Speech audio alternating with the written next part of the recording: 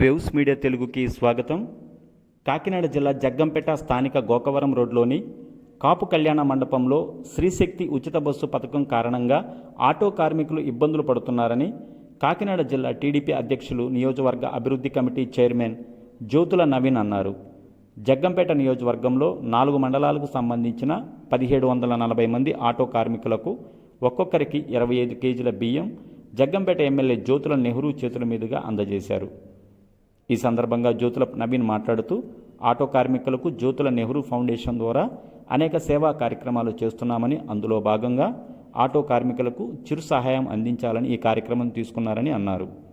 అదేవిధంగా ఆటో కార్మికులకు ఇన్సూరెన్స్ సౌకర్యం అందించడమే కాకుండా ఎమ్మెల్యే జ్యోతుల నెహ్రూ సహకారంతో ప్రభుత్వం ద్వారా 3 సెంట్లు ఇళ్ల స్థలం అందించడం జరుగుతుందన్నారు.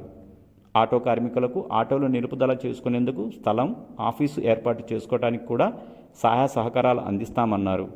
ఎమ్మెల్యే జ్యోతుల నెహ్రూ మాట్లాడుతూ, ఈరోజు జ్యోతుల నవీన్ ఇస్తున్న ఈ సాయం తాత్కాలిక ఉపశమనం అని, మీకు ప్రభుత్వం ద్వారా మీ సమస్యలను పరిష్కరిస్తానని, ముఖ్యమంత్రి చంద్రబాబు కూడా మీకు సహాయం చేయడానికి సిద్ధంగా ఉన్నారని అన్నారు.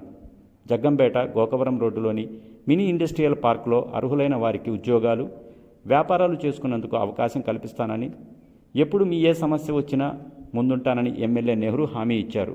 అనంతరం ప్రతి ఆటో వద్దకు వెళ్లి బియ్యం పంపిణీ చేశారు. ఆనందదాయకమైనటువంటి రోజు అని చెప్పేసి మనం చూసుకుంటున్నాం. మరి నవీన్ తీసుకున్నటువంటి నిర్ణయం,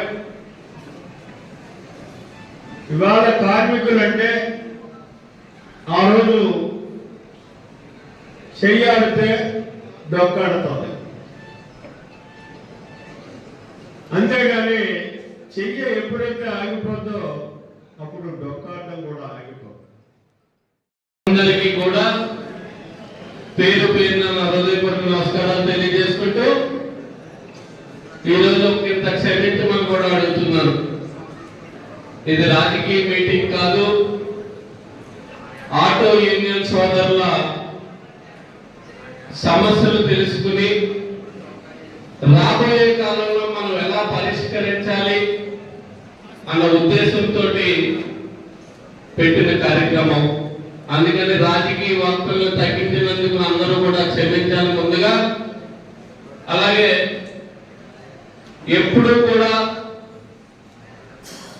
యూనియన్లు అన్నీ కూడా మా వంటే ఉంటూ మాకు ఎన్నో సహాయ సహకారాలు అందించి